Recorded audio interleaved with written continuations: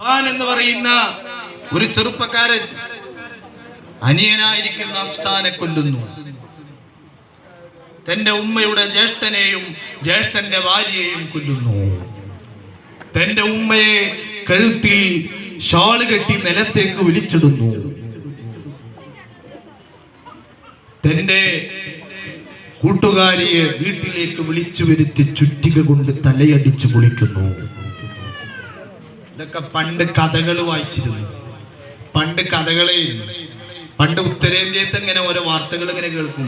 ഹരിയാനയിലും പഞ്ചാബിലും ഭാര്യ ഭർത്താവിനെ കുത്തിക്കൊന്നു, ഭർത്താവിനെ വെട്ടി പീസാക്കി 3 ദിവസം കറി വെച്ച് കുക്കറിൽ വേവിച്ചു. ഇതൊക്കെ കേൾക്കുമ്പോ അതങ്ങ് അവിടല്ലേ നമ്മുടെ കേരളത്തിലേക്കും എത്തി.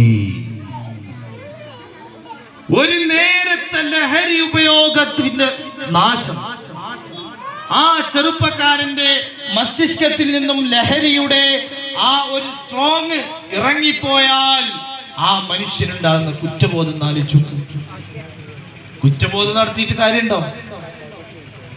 എന്റെ പ്രിയപ്പെട്ട മിനിങ്ങളെ, ആ ഉമ്മയെ നിലത്തേക്ക് വലിച്ചിഴച്ചിട്ട് പോലീസിന് മൊഴി കൊടുത്തത് ഉമ്മ എന്താ ഉമ്മ മൊഴി കൊടുത്തത്? ഞാൻ കട്ടിലിൽ നിന്നും അടിയിലേക്ക് വീണതാ. റമദാനിലൊന്നും കള്ളുകുടിക്കൂല. റമദാനിന് ശേഷം വീണ്ടും കള്ളുകുടി തുടങ്ങും. ഒരിക്കലും നമ്മുടെ നാട്ടിൽ ഉണ്ടാവുകയില്ല.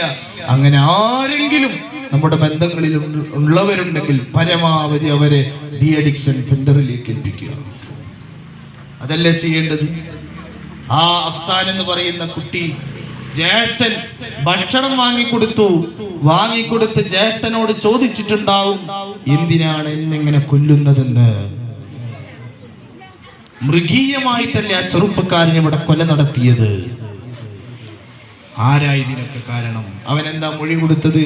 ധൈര്യം കിട്ടാൻ വേണ്ടി ഞാൻ മദ്യം കുടിച്ചിരുന്നു.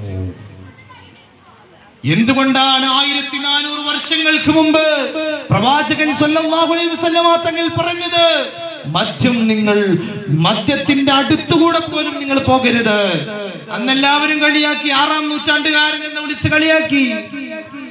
ഇന്നതിന്റെ പറഞ്ഞ സ്വാതന്ത്ര്യത്തിന് വേണ്ടി, എല്ലാവിധ സ്വാതന്ത്ര്യങ്ങൾക്കും വേണ്ടി കുരക്കുന്ന ചില യുക്തിവാദികളെ ഒന്നും ഈ സമൂഹത്തിൽ ഇപ്പൊ കാണുന്നില്ല.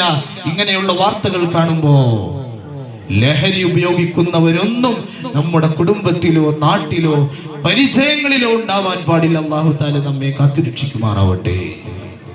അപ്പൊ ഒന്നാമതായി പറഞ്ഞത് അല്ലാഹുവിലേക്കുള്ള ഭയം, രണ്ടാമതായി പറഞ്ഞത് വൽ അമലു ബിത്തൻസീൽ, ഖുർആനിനനുസരിച്ച് ജീവിക്കലാണ്.